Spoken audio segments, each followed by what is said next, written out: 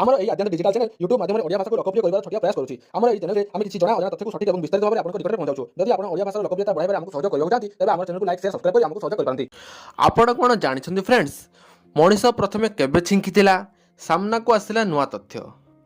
ଥଣ୍ଡା ଅନୁଭବ କରିବା ଏବଂ ଛିଙ୍କିବା କାହା ପାଇଁ ଅସୁବିଧାର କାରଣ ହୋଇପାରେ। ଆପଣ କେବଳ ନିଜକୁ ଅସୁବିଧାରେ ପକାନ୍ତି ନାହିଁ, ଏହି ସଂକ୍ରମଣରୁ ଅନ୍ୟମାନଙ୍କ ନିକଟରେ ବିସ୍ତାର କରିବାର ବିପଦ ମଧ୍ୟ ରହିଥାଏ। କିନ୍ତୁ ଆପଣ ଜାଣିଛନ୍ତି କି ମଣିଷ କେବଳ ଆଜି ନୁହେଁ, ଶତାବ୍ଦୀ ଧରି ଛିଙ୍କୁଛି। ପ୍ରଥମ ଥର ପାଇଁ ବୈଜ୍ଞାନିକମାନେ ଏହାର ପ୍ରମାଣ ପାଇଛନ୍ତି।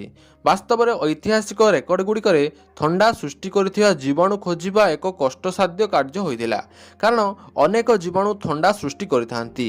ଏଥିମଧ୍ୟରୁ କେବଳ ଅଳ୍ପ କିଛି ଭଲ ମାନବ ଅବଶେଷରେ ସଂରକ୍ଷିତ ହୋଇ ରହିଥାଏ। କିନ୍ତୁ ବୈଜ୍ଞାନିକମାନେ ନିକଟରେ କିଛି ପ୍ରମାଣ ପାଇଛନ୍ତି ଯାହା ସାଧାରଣ ଥଣ୍ଡା ଜୀବାଣୁର ଇତିହାସକୁ ବୁଝାଉଛି।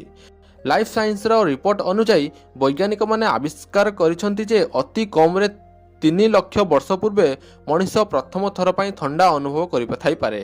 ଏହା ହେଉଛି ସେହି ସମୟ ଯେତେବେଳେ ଆମ ପ୍ରଜାତିର ପୁରାତନ ପ୍ରତ୍ନତାତ୍ତ୍ୱିକ ପ୍ରମାଣ ମିଳିଥିଲା। ପ୍ରାଚୀନ ମାନବ ଦାନ୍ତରେ ମଧ୍ୟ କିଛି ପ୍ରମାଣ ମିଳିଛି ଯାହା ଏହାକୁ ପ୍ରମାଣ କରେ। ବୈଜ୍ଞାନିକମାନେ ଆକଳନ କରିଛନ୍ତି ଯେ ମଣିଷରେ ସାଧାରଣ ଥଣ୍ଡା ସୃଷ୍ଟି କରୁଥିବା ଜୀବାଣୁ ପଶୁମାନଙ୍କଠାରୁ ଆସିଥିଲା, କାରଣ ମଣିଷ ସେତେବେଳେ ପଶୁମାନଙ୍କର ସହିତ ରହୁଥିଲା।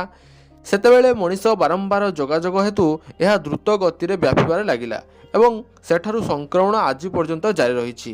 ଲଣ୍ଡନ ୟୁନିଭର୍ସିଟି କଲେଜ ବୈଜ୍ଞାନିକ ପ୍ରଙ୍କୋଲୋଜି ବୁକ୍ସ କହିଛି ଯେ ପୂର୍ବରୁ ଲୋକମାନେ ଚାଷ କରୁନଥିଲେ, ପଶୁ ମାଂସ ଖାଇ ବଞ୍ଚୁଥିଲେ। ବୋଧହୁଏ ସେମାନଙ୍କ ମାଧ୍ୟମରେ ହିଁ ଏହି ଥଣ୍ଡା ଜୀବାଣୁ ସଂସ୍ପର୍ଶରେ ଆସିଥିଲା।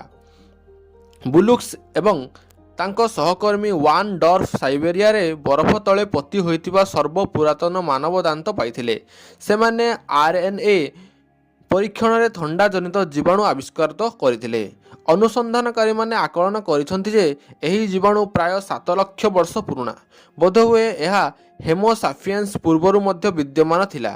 ଏହା ସମ୍ଭବ ଯେ ମଣିଷ ସିମ୍ପାଞ୍ଜି କିମ୍ବା ଗରିଲା ଠାରୁ ମଣିଷକୁ ଆସିଥାଇପାରେ।